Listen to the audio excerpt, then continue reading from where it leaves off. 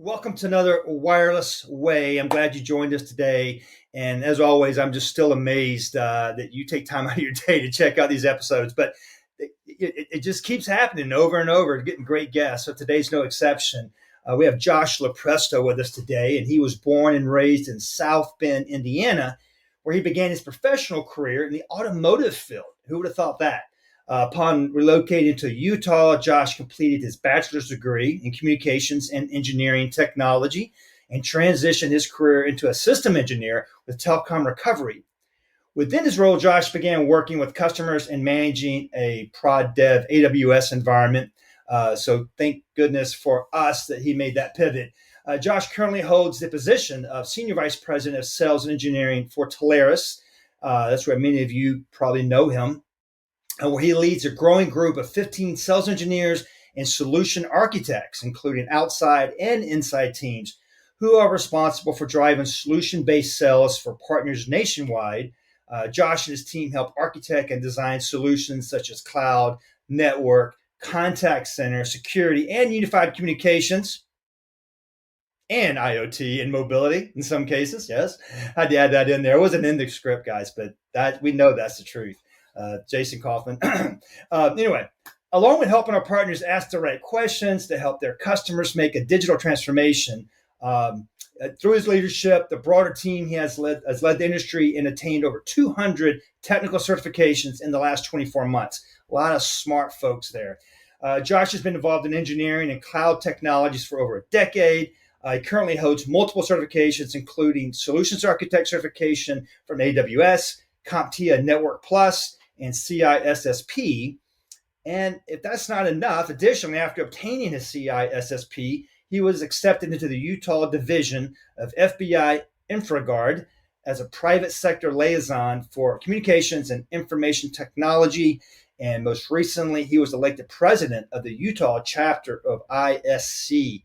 Wow, Josh, hearing all of that, what comes to mind? Are you like, wow, is that me? Or are you like, hell yeah, that's me? Man, it kind of still feels like I'm yesterday I was back home fixing cars. It's been a crazy journey. Excited to be on here, excited to tell a little bit of that story, and kind of jump into some fun stuff with you. So yeah, it's a lot of words and the time has kind of flown by. Yeah, no, I'm grateful. I've been working with you for a long time, mostly as a supplier. So it's really exciting. The last almost 2 years, a year and 10 months, been a colleague, and I've loved every minute of it. You got a great sense of humor. You do make things sound simple, and they're not. So back to the story here. So that's the bio. That would be on the back of your book you're going to write one day. What's not in the bio? What we always love to hear on the wireless way. Just a reminder, we know the wireless way, double entendre, wireless, no strings attached, no judgment, and the ways, the path, and the journey, the adventure. So that's what I want to hear about. What's your path and your journey like? How did you get here? So when you think of South Bend, I think a lot of people think, "Ooh, Notre Dame! Like that's exciting, that's awesome." And don't get me wrong, I watch every game every week when it's on. I bleed blue and gold, 100%. I think the thing that if you haven't been to South Bend and what you don't know about it is about as run down as you can possibly get. And I mean, I grew up in that environment. I grew up in a pretty low income environment in a trailer park where there were days where flashing back, right? Hindsight, it's a good reflection, but there were days where we opened the oven to heat the living room. There were days where maybe it was rice and soy sauce, and that was it. And you just don't know any different. But I look back at, we can talk a little bit about my path and how I got here and moved out to Utah and all that good stuff. But there were days where it was tough, and I guess what I learned and kind of what I took from that was, well, I like food and I like having a house. So let's do everything we can to make sure that those two things never go away. And so for me, it's been a little bit of a constant journey of figuring that out over time. Getting in, I don't want to say running away from that, but just making sure that I'm never put in a precarious position where I have to worry about those things. And so for me, that's just been, uh, you know, outperforming and putting a little extra effort in because I had to get by. So that's not in the bio. No, it's not. Okay, so touch on this for me then, because the first sentence really threw me for a loop in a way. Automotive field to communications and engineering technology. Not to that's not a natural pivot or career progression for someone. So when you say automotive field, were you like turning wrenches, doing oil changes, or what were you doing in the automotive field? Uh, all of the above. The 10 millimeter wrench was my friend, still is.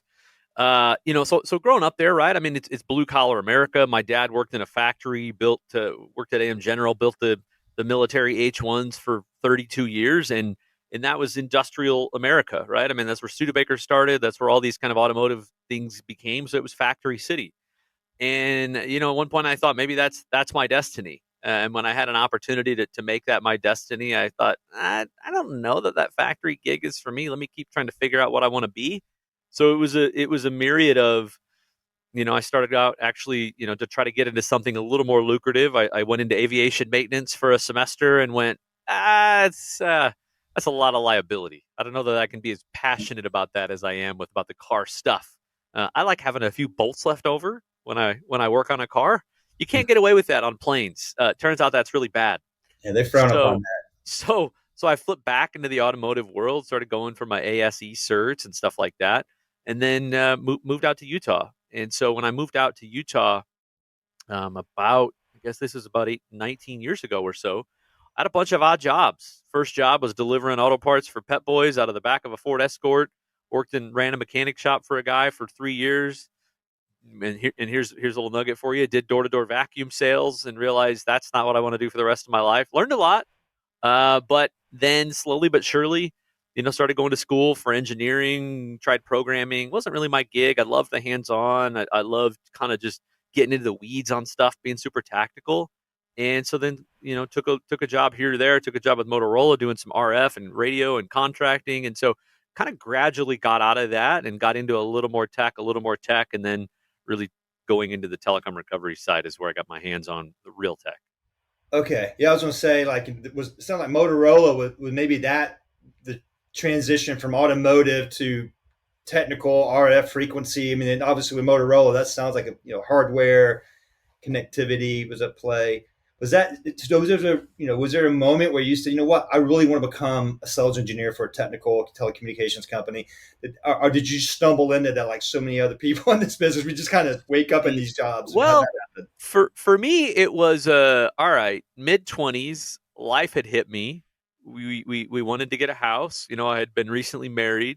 We were wanting to plan a family, and I went, I don't know that I can do that on this minimum wage that I'm at. How do I progress a little faster? How do I move into something a little more, uh, that's going to have a higher ceiling, right? How do I do that?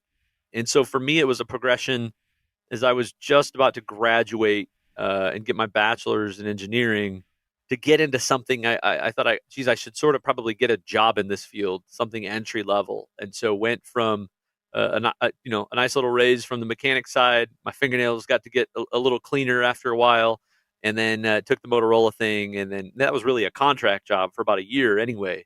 So it gave me an opportunity to get some brand under my belt, get some experience under my belt, and then give me a little more confidence to move and progress that into something a little more upmarket. God, fantastic. Interesting. All right. Well, you know, I feel like we could probably just keep going there. Is anything else you want to add? I mean, I don't want to leave anything on the table about how we I'll, got I'll here. I'll save it. I'll save it a little bit for the end. But Okay. the thing that I didn't realize, I guess, just as a high level, was that um, the key thing was who I was surrounding myself with. Because early on, I was not surrounding myself with the right people. I was surrounding myself with people that I thought were showing me the right thing. Turns out it was people that were showing me what not to do. And so it Yeah. wasn't until I recognized that, looked inward a little bit, and went, all right, big boy, need a real job, need a career, family starting, mortgage is coming up, student loans are coming due. How do I surround myself with the right people? I mean, they always say you become most similar to those you spend, you know, the 3 to 5 people you spend the most time with. And I was Right. spending time with the wrong people. So how do I do that? So for me, that it was a gradual pivot to move towards that. And after hearing you say all that, my takeaway really makes me think. It's okay. Here's a novel idea. take inventory, look at where you are in life, and say, hey, either I like where I'm at in life or I don't like where I'm at in life. And if you don't like where you are in life, something has to change. Something has to give. You have to make some decisions. You have to get uncomfortable. So that's cool. That's what you did. So by doing that, and luckily for us here at Telarus, some of our partners, I mean, you've seen a lot of solutions, man. You've seen, in your time, you've really been kind of under the hood for probably the appropriate analogy. Been under the hood with a lot of different solutions. Which ones do you find the most interesting? You know, I think just the overall is the more things are never as they appear. So I love the cloud stuff. I love the security stuff. I love the IoT stuff, just because it's not what it always seems. And I think my passion is kind of in that area, because in that area I think we have so much value to add, and there's so much to learn. The more we can stay in front of it, and the more we can keep learning, and the more there is to be learned, really, the more difficult technology becomes, the more valuable I think we all are as a team, because that's what the customers need, and that's what the customers need help with, because it just keeps getting harder. And if I look back at, I've had a lot of these conversations lately. If I look back at how some of these things have come about, I think if you flash back the last 5 to 10 years, the amount of money that's been pumped into Silicon Valley and into the general tech sector has resulted in tons of evolution, tons of progress, tons of great technology being created, that now the customers are faced with figuring out, that is this the next greatest thing? Is this going to help me revolutionize my business? Or is this just something that a really awesome sales rep is pushing on me that I don't need at all? So I think as you look at that, and as you look at these companies that are trying to figure out how to modernize, how to make their business more efficient, how to beat their competitors out, how to be better with their customers, it opens up all these opportunities to dig in behind the scenes. And people just have so much legacy technology. And so my favorite part of that, I don't know that it's one specific technology, because I'm a nerd, man. I love it all. You're lucky I don't have a propeller hat on this call, but I just love getting into the weeds and understanding what people are really trying to do, because I think they know what it's impacted in this tunnel vision mindset. And the reality is, it just ties into so many other things, right? A cloud conversation never starts and ends with cloud. It starts with cloud, and it probably ends with security. And that takes us back into infrastructure, and that takes us into the warehouse. And then we're talking sensors, and we're talking, it goes all over the place. So my general thing is, I just love diving in, because people need help, whether they want to admit it or not. They need help. No, you're not kidding. And with emerging technology, there's just so many things changing, and you just can't sit back and think you got it all figured out, because there's probably something you don't know about. And it's funny, as you're talking, I'm thinking about how I'm different than you in a sense. I love technology, but I really don't care how it works. I just want to know that it works. I mean, I'm the ultimate end user. I'm a very advanced end user. I like to explain how to make things work to my other end user friends that don't understand it a little bit. I even compare it to sausage. It's like I know there's spicy sausage, Italian sausage, smoked sausage. What's in the sausage? I have no idea, but I can tell you, what kind we should get. But I'm glad to have, if I need to come to someone and say, hey, which one is organic or non-GMO, or has extra lean buffalo in it or not. I don't know how I got on that topic. But, look, okay, I we'll get keep it. going. We are the opposite. Like, I can't confidently go in and solve for a problem that I don't understand. So maybe there's the polar side of this, which is analysis to paralysis. I don't want to get to that point, but I got to understand all these moving parts before I can come in and confidently say, this is what you should do. These are the problems that you're seeing. This is what you're gonna see. These are what the pieces of that are problematic are, and here's how we fix it. I've read a few quotes and leadership books recently, I should say over the last decade, but I'm always relieved when I come to the part where someone says, hey, if you're waiting until it's perfect and everything makes sense, you're going to be waiting forever. Sometimes you just got to go with it. I'm like, that's me. I'll do that. I'm True. 80, 90%. That's good. Go. Yes, and sometimes I fall flat on my face, but I tell you what, the reason I keep doing it over and over, because I feel like 9 out of 10 times it just works out. I mean, it works, so I'm glad Things about that. things have a way of working out. Yeah. Don't be Yeah. afraid to fail. So, seen a lot of solutions. You got this growing engineering and solution architect team. Hey, one quick question that came to mind as you were talking too. When you grew this team, I know you have a great lieutenant and Bob Green Isle, but I mean, when you're interviewing and looking, what attributes or characteristics are you looking for? Do you think makes a great sales engineer, or solution architect? Ooh, that's a good one. This is its own podcast for sure, because I think this is part of the secret to finding great people. I mean, you've certainly got to have the technical skills to get you to the dance. Like, whether we're looking for somebody that's broad based and touch a lot of tech, or we're looking for somebody that is specific in a certain subset of technology. If we're needing something expert, solution architect level. But there's a great adage that I learned from a previous manager that everybody would know, Mr. Scott Forbush. He said, you got to figure out, what do you need? Do you need big S little e, or do you need little s big E for sales engineer? And I think it just depends. It depends on the geo, it depends on the technology, it depends on the time frame, it depends on where this technology is. Are we going to do more educating on that, or is this technology ultra advanced and we need expert level knowledge that we can then pair up with somebody that has more of a sales skill? We don't need as much of a sales skill in the sales engineer. So I do talk a lot though about the other half of that equation, which is soft skills. You've got to know how to read the room. You've got to know how to reframe and change what you're going to say. You've got to know when to pause and when to listen and when to shut up and hear what the customer has to say.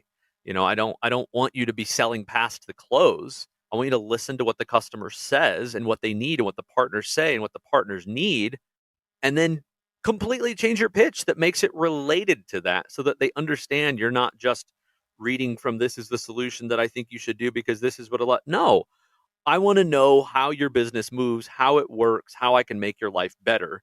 And then I'm going to cater and I'm going to tweak what this problem and this product can come together and help you fix. And I think that soft skill, those skills, right? Those are hard to find. When we find them, they're like unicorns, right? We want to put them into captivity. We want to study them.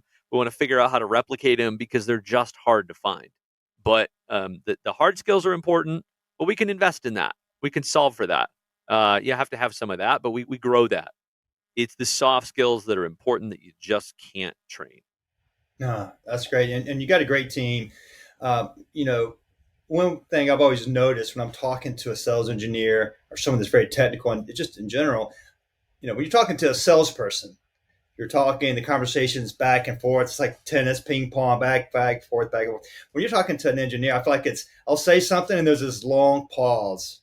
I'm like, Jason, are you there? Yes, I'm thinking. I mean, I love that. I mean, because it's like salespeople. I haven't been one, no offense, my fellow salespeople, but yeah, sometimes we just got to talk the talk, and we're talking and flapping our gums, and we're not even sure what we're saying yet. We're just trying to fill the dead air. We don't like that silence. Engineers are very comfortable, I feel like, in the silence because they're thinking, they're processing, they're running different ideas through their computer, and I always find that pretty fascinating. But So it's true. I do you mean, agree we with need. that Well, observation? I do. I do. I think we both need each other equally. Our roles are both equally important. Others are better at starting the conversation, keeping it going, drawing things out, getting the customer talking. Some of us are better at just building the solution and getting right into the weeds and being unemotional and sometimes unapologetic about it. And Someone's there got to comes say the bad news, right? well, look, there comes there's some ugly babies out there, right? And look, all babies are beautiful, according to their Nice parents. recovery. But if we look at that from a technology perspective, this is an ego conversation. We're walking into environments saying you did something wrong. This is not great technology. The direction that you want to go is not the direction that I would ever go. We can't say it like that. We can't come in hot. Nobody's going to want to listen to what we have to say, right? They're just going to think we're a jerk. But if we understand the why and we understand their role and their skill sets and their limits and their strengths and the confines that they were working in to do what they had to do, then we can figure out how to get them out of that situation and get them into a technology, or enable them, or manage the existing technology to a way that can do the things that they need to do. Like, we don't want to have to lift and shift unnecessarily, But to get them to where they need to go, sometimes we have to help them recognize what that baby really looks like. That's right. That's right. So you mentioned roles and understanding our roles, and for the role of our technology advisors, our partners. Again, looking back over all this time you've been doing this, I mean, what advice do you have for partners that want to expand and evolve and kind of get out of what's the saying? What got you here won't keep you here. We see decreasing revenues and connectivity. What advice do you have for that situation? So there is a book. There's a few key books that I've loved that have changed how I've looked at things. There's a great book out there by Andrew Sobel. It's like $12 on Amazon. It's called Power Questions. Regardless of technology, regardless of what's going to change around you, I would encourage everybody to go out and read at least the first half of this book. It's one of those books where the first half is great, the second half is redundant, but it's a really easy read, and it just goes into these situations. I think the guy that wrote it comes from more of like a financial sales management background, so it's not exactly our space, but we can relate because what it does is it teaches you the repercussions of going in with an agenda and thinking the conversation needs to go a certain direction versus what that conversation would be like if you just stop and ask questions of what are we really trying to accomplish? What are the key things? Hey, today I understand that you want to talk about, this infrastructure migration and you're having problems with this database or this thing. Is that right? Is that what you want to cover today? Or do we need to go a different direction? Or is there anything else that we need to consider in that? If I come at you and I go into that conversation and just say, listen, I heard you want to talk about database. I want to talk to you about our servers and how our database admin uh, experts are really great at this. We charge $300 an hour. This is awesome. They're good at COBOL. They're good at, MySQL, blah, blah, blah, blah. And I just ramble on and on and on. I don't. At some point, somebody checks out of that meeting, and I'm not helping anybody. Nobody wants to talk. They're going, "This guy's a clown. He's not going to help us. Let's figure out a different direction." And then what have we done? Right? We've taken the brand of the partner down. We've looked bad in the eyes of the customer. Nobody wants us engaged after that. Versus if we pivot that just a little bit, like I said, and say, "Hey, I understand that you wanted to talk a little bit about database. Is that everything, or are there other projects and initiatives on the line? Is there anybody else that we need to have into this conversation? Because I got some great folks that I can bring in to dive a little deeper, depending on where you need to go. What direction do you want to take this, or how can we help you and make your life easier? And just listen." So that's my advice. I think it's a little bit technology agnostic, but I think that's some really good advice to just draw out. If you know, and if you have one of our upsell checklists of all the things that you can do, all the arrows in your quiver, whether it be shout out to IoT, whether it be IoT, it be cloud, it be network, SD-WAN, whatever. If you confidently know that these are the things that you can sell at the end of the day and that you can help customers with, draw those conversations and ask those questions out to pull out initiatives that they might have in here, and just listen to what those are, bring them back. Let's figure out if there's a way that we can help. I love it. To boil that down to my takeaway is ask good questions. And, you and I did an Academy alumni session a few months ago, and we kind of went over, asking good diagnostic questions. And shout out to my good friend, Bill Stinnett at Sales Excellence, a former guest on this show. Go back and check out Bill Stinnett. But he talks a lot about that, and that's a skill set that a lot of salespeople are missing out on, is asking a good diagnostic question, understand the why behind the why. Even ask, I asked you how'd you get here. Even understand how clients and prospects, how did we get to this problem? I mean, are there other underlying technology concerns we're not addressing, that we're addressing the wrong symptom per se? Let's look at the whole ecosystem of how you're using technology in your business, and how can we leverage technology to make you more efficient and effective, which is two of my favorite words that I've learned being an IoT guy. Is that's always the goal. How can we make you more efficient and effective? Of course, if you're efficient and effective as a business owner, that has a positive impact on your bottom line. I mean, that's the ROI there. Moving on just a little bit. We talked a lot already, about the team and the growth and knowing our roles and whatnot. Have you or someone on your team had to go into a situation with a partner, maybe clean up a situation where there was no pre-sales engineering or no architect? What was that like? Yeah, what's funny is that I mean, this is kind of what we do on a regular basis. We're coming into environments that started out a different way, or the customer thought that they needed to go a different way, or just bought the things that they needed to buy. I think security is a good example of that. Security is one that I think a lot of people thought early on, I can just plug this gap with tools, tools, tools, tools. And then what do we have? Look at the situation that we're in. We have tool sprawl. You look at what's come out of COVID of, this was happening before COVID, especially in security, but you look at a talent shortage. We talk about this. There's probably not a day that goes by that I hear somebody say, I can't find people, right? From the workers that are making the food at Wendy's to, any kind of executive or leadership or technical role that exists of some specific Cisco or MDR or security or whatever. You just can't find the right people. So now we're left with all these environments that customers are just trying to figure out is what they have right. And so, like I said, we're coming in at a spot where maybe somebody thought they were doing the absolute right thing, and they bought these tools and they bought these technologies that are absolutely not the right thing. It's never going to work. They're going to get breached again, and we have to help them. So this kind of goes back to the I would love to come in and just be really direct and say the technology that you bought is not good. You got bamboozled in the sales process. You got lied to, and you're going to be the victim of another breach if you don't do the right thing. But that conversation just doesn't happen that fast. We have to slow it down. We have to understand why they've done the things that they have specifically done. And we have to say, you know what, the direction that you're going right now on this one thing of 25 that you need is not mission critical. We've got to slow it down. Let's take a look at your environment to see all the things that you know, and then let's see what you might not know. Because if we're attacking, or maybe we're solving or mitigating for this one vulnerability that you think is important, I don't really think it's that important. I don't think it's a realistic threat or realistic attack vector. I think these open ports you have are much more critical. So let's take a survey of that. Let's do more of a vulnerability assessment, not just an external pen test, and see what's there and what's not there. Then let's have that outside data, people that do this on a regular daily basis, that know how to social engineer you, that know how to attack from within, attack from external, show the ways that they would get in. And I think that would be pretty eye opening to see. We've seen a lot of good data and a lot of good results in that. Then we can get back to reprioritizing what's important. So we've had, I can't even single that out. We've had that conversation 100 times in security in the last 24 months, over 100 times across the team.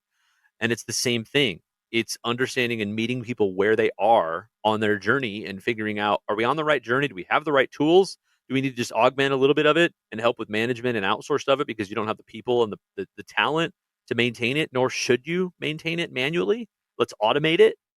And then let's figure out what the next thing is that we need to accomplish. Because if we don't, you know what happens. I don't need to tell you what happens. That's right.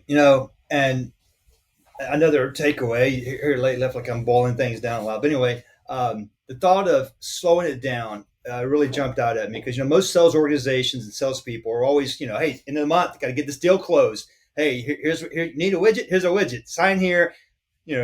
We used to say press firmly, 3 copies, but we don't do that anymore. It's just click, click here. But yeah, that's a good takeaway. It's better to slow it down, ask good questions, do proper due diligence, understand the why behind the why, instead of having to go back later and clean it up, and you got egg on your face. So I think Yeah, that's a good we've takeaway. been in. Here's where you get respect from your customers when you say, you know what, realistically, I know we're here to talk about UC and your 10,000 seats that you have and that you're looking to migrate off of this prem platform. I would love to sell you that's a big deal. That's a big paycheck for me. I would love to sell you that. I would love to sell you SD-WAN. I would love to decouple your MPLS and go into that as well. If we try to do all of that right now, you're going to hate me. I have a great down payment on a nice Ferrari, I'm sure, but it's going to go really bad. So I don't think we should do any of that yet. I think we should back up, rebuild the network, get it stable, get you visibility, and then make it so that everything you can put on top of it is just an application that you can manage and control and do the things that you need to do. And I think it's when you step back, it's a little bit into the sales tactic of the takeaway close. But I think you garner respect from the customer that they go, wow, this person really does have my best interest at heart. This partner is really looking out for us long term. And that's how you build long term relationships, and not just sacrifice it for a short term win. That's a relationship that you're selling to year over year over year. The Tibber just grows and grows and grows. And that's what you want, right? That the partner sees that value, and you can't replace value like that. You're exactly right.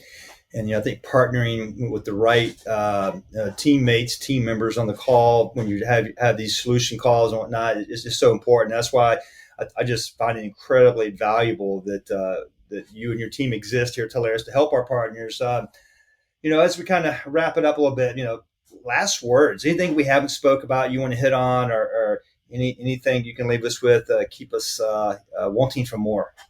Yeah, I like wrapping up with a story.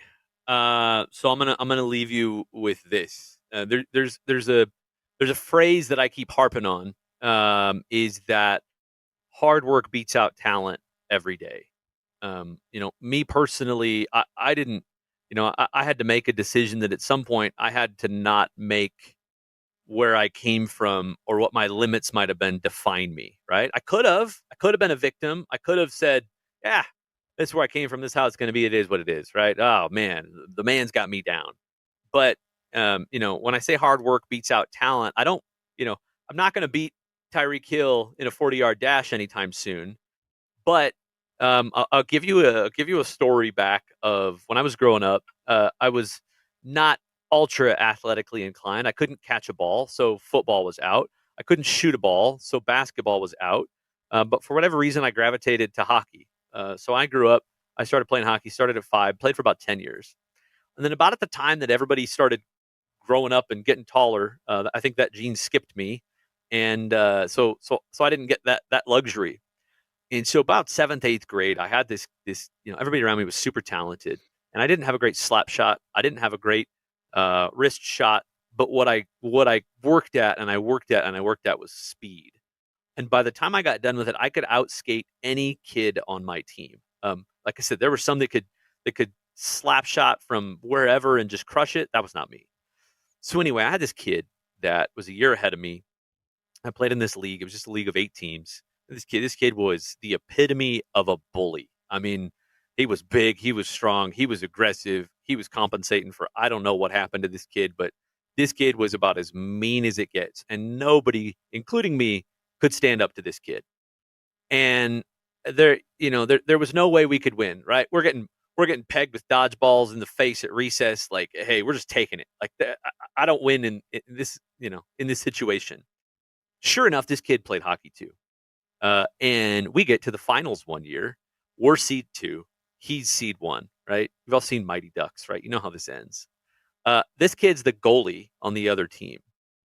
And again, I'm not I played wing for the most part. So I'm not the center. I'm not running with the puck skating down the ice.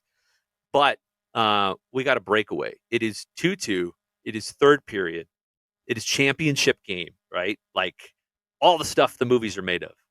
So we get a breakaway, and I see the puck from behind me come flying out, heading down towards this guy. And I'm going, oh my gosh, this is my shot. I can outskate anybody here. I've worked at this. This is my one moment, right? So what happened in probably like 5 seconds felt like a lifetime. So I get the puck. Everybody's in the dust behind me. But I'm thinking, oh my gosh, I have no shot. This guy is just like a human wrecking ball of persons. What am I going to do? Where am I going to go? Am I going to go high? Am I going to slap shot from halfway out? What do I do? And all I could do was go, all right, what's he going to not expect? He's going to expect the corner. He's going to expect a slap shot. He's going to expect a trick shot. He's so full of himself. There's no way he's going to ever see me coming right down the 5-hole, right between the legs. And so I just come flying out of nowhere for this kid. And I wasn't even by the goal. He wasn't even expecting it. He gets back to the goal. I go 5-hole between his legs, thinking, okay, he's surely going to block it. 5-hole through the legs, wins the game. This kid shut his mouth so quick, never another word. That was the only time I'd ever see this kid quit running his mouth. He left me alone after that, and that's my one. I don't have any other sports stories. That's my one sports story. But if I tell you hard work has a shot, You win out with hard work. Talent's important. Talent gets you to a certain point, right? But for me, that day, it was hard work. Man, well, I'll even say a step further. Hard work for sure, but you mentioned it at the corner of that eye. You saw the putt. You were ready when the moment came. You were ready. So many times in life, the moment comes and we miss it, and that's kind of what keeps me on my toes. I'm going, okay, hey, what am I missing right now? Is there something I'm missing? Is an opportunity I'm missing that I? And sometimes that moment may be with your family and friends. The moments with your kids. Learning something for the first time. Capture that moment. But anyway, no, that's a cool story, man. He respected you, I guess, right? I mean, Yeah, yeah. yeah. He didn't see it coming. He got full of himself. He got confident. He got complacent. I wanted my shot. I was ready. Right. I mean, He those are underestimated you, these right? are these are like yeah, it was a lesson I learned when I was 15 or 14 or whatever it was, but these are things that I've never forgotten. Right. And to transcribe that to where we're at now, this technology landscape is just changing so crazy, so aggressive. We're ready. We have to build for what's next. We're not going to be caught flat footed. We're building, we're training, we're here, we're ready, we're armed to help you, help your customers understand what they're going through and be ready for it. Because, like I said, all this money that's been pumped into Silicon Valley over the last few years, so much tech out there that we've got to figure out how to help these businesses evolve, given whatever current economic situation they're in, or their sales goals, or their technology goals, or whatever. I'm trying to still embody that same thing. Be ready for what's next because the moment is coming. That's right. Well, Josh, thank you so much for this time. I know you're a busy guy. We were fortunate to get this schedule, so thanks for joining us, and I really appreciate it. Cool, appreciate it, buddy. Honor to be on. Love the show. Keep doing what you're doing. All right, man. You too. And there you go, guys. You have another episode of The Wireless Way.